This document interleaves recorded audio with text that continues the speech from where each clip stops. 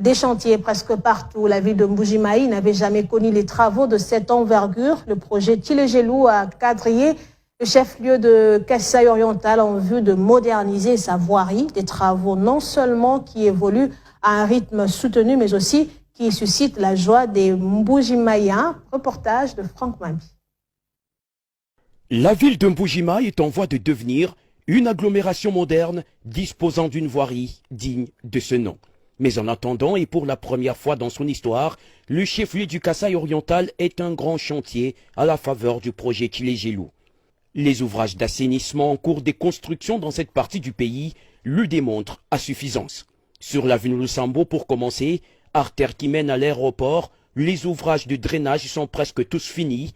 Il ne reste plus qu'à brancher le caniveau qui recueille les eaux de l'aéroport au collecteur principal, en passant par le rond-point Salongo. Et pour conduire toutes ces eaux jusqu'à l'exutoire, la rivière Kanchi, un grand collecteur est en construction en Bodine entre le rond-point du rectorat et l'avenue Lusambo.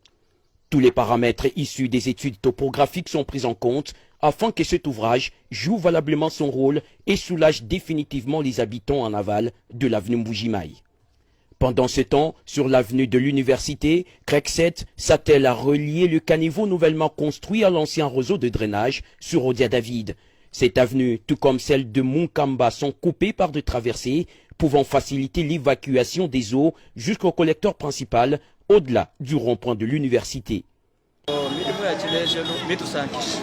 Le projet Tile-Gelou nous réjouit. Vous êtes sans ignorer que tous les régimes qui se sont succédés dans notre pays ne pensaient pas à notre province. Ce que je vois là ressemble en tout cas à un rêve. Ouvert il y a tout juste quelques mois, tous ces chantiers, y compris ceux des avenues Kasengoulou et Lumumba, avancent en un rythme accéléré. Les travaux des chaussées ont déjà commencé sur Lumumba par la préparation du fond des coffres et les essais de portance de sol.